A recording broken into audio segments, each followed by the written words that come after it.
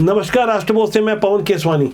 26 नवंबर को संविधान दिवस वाले दिन अपनी परंपरा अनुसार छत्तीसगढ़ सरकार की ओर से सीजीपीएससी की वैकेंसी निकाली गई। 246 पदों की वैकेंसी में सबसे ज्यादा 90 पद आबकारी उप निरीक्षक के लिए निकाले गए, जबकि डिप्टी कलेक्टर के लिए सिर्फ 7 पदों की नियुक्तियां निकाली गई। गौर करने वाली बात है कि छत्तीसगढ़ के राजस्व से लेकर छत्तीसगढ़ की राजनीति में शराब एक अहम मुद्दा रहा है। मौजूदा हालात में जिस तरह से आबकारी सिस्टम छत्तीसगढ़ में काम हो रहा है, वहां आबकारी नीतियों को सख्ती से लागू करने के लिए ये नई नियुक्तियां निकाली गई है। वैसे मौजूदा हालात में सीजीपीएससी यानी छत्तीसगढ़ लोक सेवा आयोग इस कदर बदनाम हो चुका है, यदि आप गूगल में सीजीपीएससी लिखेंगे तो पुराने स्कैंडल निकल आएंगे कि किस तरह से 2019 से लेकर 2023 तक हुई भर्तियों में गड़बड़ घोटाला हुआ। कांग्रेस के पदाधिकारी नेताओं के अलावा तमाम ब्यूरोक्रेट्स और कारोबारियों के बच्चों को पैसे लेकर नियुक्तियां दी गई। इस मामले में सीबीआई जिस तरह से कसावट ला रही है और चयनित हो चुके 18 अभ्यर्थियों के यहां अक्टूबर से जिस तरह से छापेमारी की गई और जिस तरह से कार्रवाई की जा रही है, उसे लेकर सीजीपीएससी में जो ताजा वैकेंसी निकाली गई है उसमें पूरी तरह पारदर्शिता लाने की कोशिश की जा रही है। वैसे सीजीपीएससी के दामन पर जो दाग लगे हैं वो उजले भी हो सकते हैं। जब सीबीआई सख्ती से कार्रवाई करेगी, शेष बचे हुए आरोपियों की गिरफ्तारी होगी। बड़े सफेद पोश और पैसे वाले पावरफुल ऐसे लोग जो अभी जेल के बाहर छुट्टा घूम रहे हैं, जिन्होंने बेईमानी से अपने रिश्तेदारों करीबियों की नियुक्तियां करवाई थी, इनकी धरपकड़ होगी। जब इनकी गिरेबान पर हाथ डाला जाएगा तो जाहिर तौर पर चर्चा न केवल छत्तीसगढ़ बल्कि पूरे देश भर में होगी। एक बड़ी तैयारी को लेकर जिस तरह की अंदरूनी मेहनत होनी चाहिए वो लगातार चल रही है। कड़ियों से कड़ियों को जोड़ने के बाद जैसे ही राजनीतिक गिरफ्तारी होगी तो राजनीतिक रिएक्शन भी आएगा। मौजूदा हालात में छत्तीसगढ़ की राजनीति में विपक्ष में बैठी कांग्रेस का मनोबल वैसे तो पहले से ही टूटा हुआ है। विधानसभा के बाद लोकसभा चुनाव में भी जब कांग्रेस की भद्द पिटी, तब उम्मीद नगरीय निकाय और नगर पंचायतों से थी, लेकिन बदले हुए हालात में आगामी दिनों छत्तीसगढ़ में नगरीय निकाय चुनाव जल्दी हो जाएंगे। अब इसके आसार मजबूत होते जा रहे हैं। पहले कयास लगाया जा रहा था कि चुनाव 6 महीना विलंब से हो सकते हैं, प्रशासक बिठाए जाएंगे, क्योंकि मौजूदा सत्ताधारी भारतीय जनता पार्टी के पक्ष में फिलहाल माहौल इसलिए नहीं है क्योंकि अधिकांश नगरीय निकायों पर कांग्रेस का कब्जा है। 14 नगर निगम में 14 के 14 महापौर कांग्रेस के हैं और नगर पंचायत और नगर पालिकाओं की अगर बात की जाए वहां भी करीब 60-70% इकाइयों पर कांग्रेस का ही कब्जा है। लेकिन 6 महीना लेट से चुनाव होगा, इसके कयास इसलिए कमजोर पड़ते जा रहे हैं क्योंकि इस बारे में जो नए अपडेट आए हैं, 15 दिसंबर को निर्वाचन नामावली का अंतिम प्रकाशन होगा। इसके बाद चुनाव आचार संहिता कभी भी घोषित की जा सकती है। इसकी एक संभावना है कि 15 दिसंबर तक आचार संहिता लागू हो सकती है। छत्तीसगढ़ के अधिकांश नगरीय निकायों में जो निर्वाचित बॉडी है उनके कार्यकाल 5 जनवरी तक समाप्त होने वाले हैं, इसलिए 6 जनवरी तक इन 70% नगरीय निकायों में चुनाव करवा कर नई बॉडी को कार्यभार सौंपने की तैयारी चल रही है। नगरीय निकाय चुनाव के बारे में जानकारों का कहना है कि राज्य सरकार नगरीय निकाय और पंचायत चुनाव एक साथ कराने के विकल्प पर भी विचार कर रही थी। इसके लिए नगरीय निकाय चुनाव को जनवरी तक टालना पड़ता और ऐसा करने के लिए कैबिनेट की बैठक बुलाकर एक्ट में संशोधन करना पड़ता। राज्यपाल से इसकी स्वीकृति के बाद नोटिफिकेशन जारी होता। नगरीय निकाय का कार्यकाल खत्म होने के बाद नए चुनाव होने तक पूरे प्रदेश भर में प्रशासक बैठाना पड़ता। हाल में ही भारतीय जनता पार्टी ने जिस तरह से रायपुर दक्षिण का चुनाव जीता है, यहाँ गौर करने वाली बात है कि रायपुर दक्षिण के इस उपचुनाव में अधिकांश ऐसे वार्डों में भी भारतीय जनता पार्टी को विजय हासिल हुई है जहां कांग्रेस का कब्जा है। लेकिन विधानसभा चुनाव की बात कुछ और होती है, नगरीय निकाय चुनाव के मुद्दे कुछ और होते हैं। बावजूद इसके जो हालात हैं वो भारतीय जनता पार्टी के लिए फील गुड वाले हालात माने जा रहे हैं। इसी हर हाल में छत्तीसगढ़ में भाजपा की सरकार ये कोशिश करेगी नगरीय निकायों के साथ पंचायतों पर भी भाजपा का कब्जा हो, जहां इस वक्त कांग्रेस मजबूती से कायम है। और मौजूदा हालात में जिस तरह से कांग्रेस के अंदर खाने जो सिर फटोल की स्थिति है, जिस तरह से पुराने घपले घोटाले उजागर हो रहे हैं, वहाँ कहीं ना कहीं राज्य के मजबूत जो कांग्रेस के नेता है उनकी धड़कनें बढ़ी हुई है, उनके बेचैन होने के कुछ लाजमी से कारण भी हैं। अभी 11 महीने की विष्णुदेव साय सरकार के दौरान जो नए नए घोटालों की खबरें सामने आई, कुछ पुराने घोटालों की जांच चल रही है और जिस तरह से केंद्रीय नेतृत्व का मौजूदा समय में छत्तीसगढ़ में हस्तक्षेप कायम है, उससे केंद्रीय एजेंसियां भी फ्री हैंड होकर काम करती नजर आ रही है। ऐसे माहौल में भूपेश सरकार के पुराने उप मुख्यमंत्री टी.एस. सिंहदेव ने जिस तरह से मुख्यमंत्री विष्णुदेव साय और मंत्री ओ.पी. चौधरी की खुलकर तारीफ की है, वह भी भूपेश बघेल और उनके समर्थकों को अच्छा नहीं लगेगा। दरअसल अंबिकापुर के मेडिकल कॉलेज के लिए 109 करोड़ रुपए शेष निर्माण कार्य के लिए जरूरत थी, जिसकी स्वीकृति मौजूदा सरकार ने दे दी है। इसलिए टी.एस. सिंहदेव ने मुख्यमंत्री विष्णुदेव साय और वित्त मंत्री ओ.पी. चौधरी को सोशल मीडिया के माध्यम से धन्यवाद दिया है, उनकी तारीफ की है। बदले में ओ.पी. चौधरी ने भी प्रत्युत्तर में धन्यवाद दिया है। मंत्री ओ.पी. चौधरी ने सोशल मीडिया में लिखा है,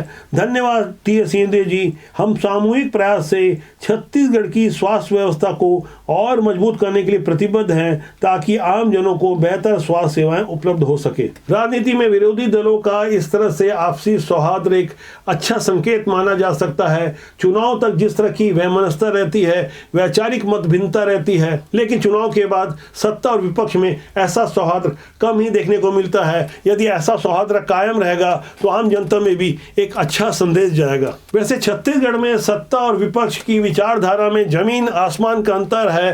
कांग्रेस पर मुस्लिम तुष्टीकरण के आरोप लगते रहे और जिस तरह से बदले हुए हालात में भारतीय जनता पार्टी की सरकार हिंदुत्व के एजेंडे पर काम कर रही है, वहां संघ की पृष्ठभूमि के विश्वेश्वर पटेल की गौ सेवा आयोग में अध्यक्ष की नियुक्ति होती है। एकमात्र आयोग के अध्यक्ष के लिए अलग से जिस तरह की नियुक्ति निकली है और विश्वेश्वर पटेल का पुराना गौ सेवक आयोग वाला अध्यक्ष का कार्यकाल भी यदि गौर किया जाए तो उससे भारतीय जनता पार्टी के इरादे साफ होते हैं कि आने वाले दिनों में गायों और गौठान को लेकर कुछ बड़े और अभिनव प्रयोग होने वाले हैं। पूर्ववर्ती रमन सिंह सरकार के कार्यकाल के जब अंतिम कुछ दिन शेष बचे थे, तब राज्यपाल के पास विधानसभा से पारित एक प्रस्ताव, एक कानून, एक नियम लंबित है, उसे पास करवाने की तैयारी होगी, जिससे जिला स्तर पर गौ सेवकों को, गौ रक्षकों को कानूनी मान्यता मिल जाएगी। हो सकता है कांग्रेस उसका विरोध करे। छत्तीसगढ़ में जब भूपेश बघेल की सरकार थी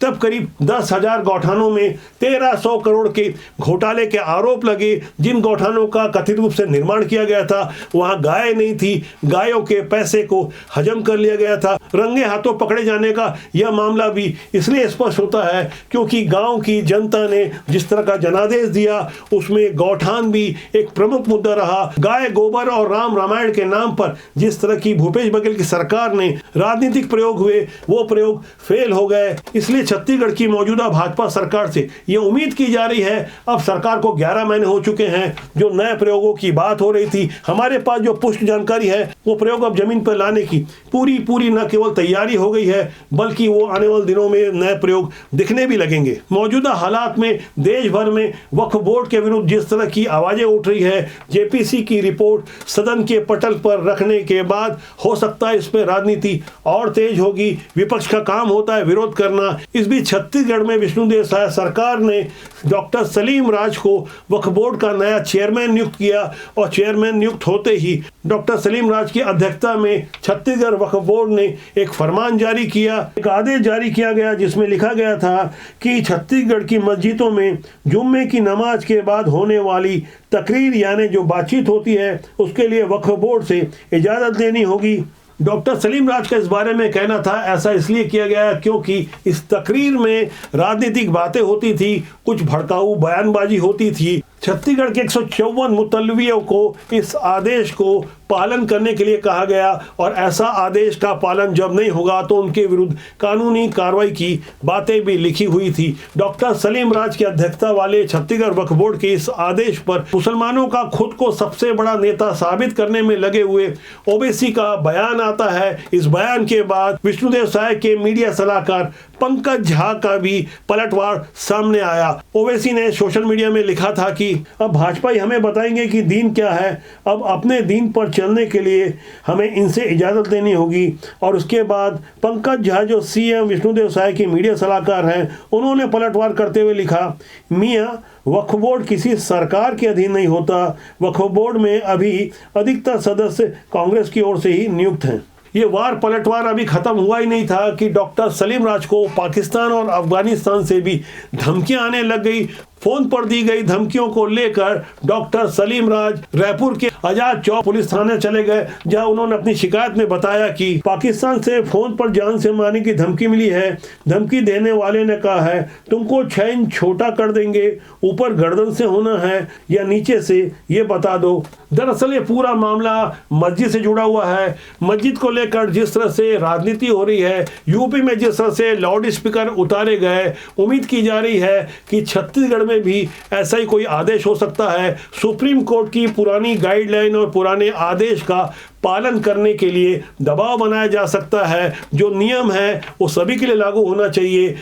ऐसा नहीं है कि मस्जिदों से कोई पहली बार लाउड स्पीकर की आवाज़ आ रही है, लेकिन बदले हुए हालात में जिस तरह से लोग प्रतिक्रिया कर रहे हैं, खुलकर लिखते हैं, खुलकर बोलते हैं, सोशल मीडिया का दौर है। भड़काऊ और उत्तेजना फैलाने वाली बातों के अलावा कानून का पालन करने की बातें भी कही जाती है कि कानून सबके लिए बराबर है। बदले हुए हालात की ऐसी एक बदली हुई तस्वीर इंदौर से देखने को मिली, जहां भगवा ए हिंद का पोस्टर लगा था। दरअसल इंदौर के भंवरकुआं इलाके में गजवा हिंद नहीं चलेगा लिखे पोस्टर लगाए गए हैं। इन पोस्टर में लिखा हुआ है, भगवा ए हिंद एक हैं तो सेफ हैं। इसके साथ ही हरी दीवार वालों से बचने के लिए भी स्लोगन लिखे गए हैं। बताया जा रहा है कि हिंदू जागरण मंच की सहयोगी संगठन हिंद राष्ट्र संगठन ने ये पोस्टर लगाए हैं। संगठन के प्रदेश अध्यक्ष राजेश शिडोरकर ने बताया कि हिंदुओं को जागरूक करने के लिए उनका संगठन हिंद राष्ट्र संगठन मैदान पर उतरा है। इस बारे में पुलिस का कहना है कि कुछ लोगों ने अपने मर्जी से घरों के बाहर पोस्टर लगाए हैं। जैसा कि आप अपनी स्क्रीन में पोस्टर देख सकते हैं, भंवरकुआं इलाके में कुछ इस तरह के पोस्टर लगे हैं। पोस्टर में लिखा है, बटोगे तो कटोगे, एक हैं तो सेफ हैं जैसे कोट्स लिखे हुए हैं। घरों के बाहर लगाए गए पोस्टर में यह भी लिखा है, लव जिहाद, थूक जिहाद, लैंड जिहाद, त्योहार जिहाद से बचना है तो एक रहना है। इसके साथ ही पंडित धीरेन्द्र की शास्त्री के समर्थन में पोस्टर भी कारों और घरों के बाहर लगे हैं। इस मामले में हिंदू राष्ट्र संगठन के राजेश शिडोरकर का बयान कुछ इस तरह से था। कुछ दिन पूर्व मुस्लिम क्षेत्रों में गजवा हिंद के बड़े बड़े बैनर लगाए गए थे, जिसका हमारे हिंदू संगठन के कार्यकर्ताओं ने, नेताओं ने विरोध किया था। उसी के विरोध में आज हमने भगवा हिंद के पोस्टर हिंदू समाजों के घर पर लगा। स्थानीय निवासी विपिन शिवहरे ने भी अपनी बातें रखी। जिहाद हो गया, लव जिहाद हो गया, थूक जिहाद हो गया, इन सबको लेकर के मतलब हिंदू जागरण मंच की तरफ से सारे हिंदू युवाओं को एक प्रकार से जागरूक किया जा रहा है कि आप जो भी मतलब हम अपना प्रोग्राम कर रहे हैं, अपनी धर्म संस्कृति इनके बारे में सबको जागरूक करने का प्रयास किया जा रहा है। धर्म और समाज के लिए एक रहना ज़्यादा बेहतर है, इसलिए एक रहेंगे, सेफ रहेंगे, बटेंगे तो कटेंगे, इसमें कुछ भी गलत नहीं है। समझने वाले अपने ढंग से समझते हैं, किसी को गिलास आधा खाली लगता है तो किसी को भरा लगता है। तो आज के लिए इतना ही। मेरा आपसे आग्रह है कि चैनल को देखें, लाइक करें, शेयर करें, सब्सक्राइब करें, जिससे आपको और हमारा साथ ज़्यादा लंबे समय तक मजबूती से बना रहे। हमारा मानना है कि राजनीति में अच्छे लोग आए, क्योंकि राजनीति बुरी नहीं होती, उसमें काम करने लोग अच्छे या बुरे होते हैं। नमस्कार।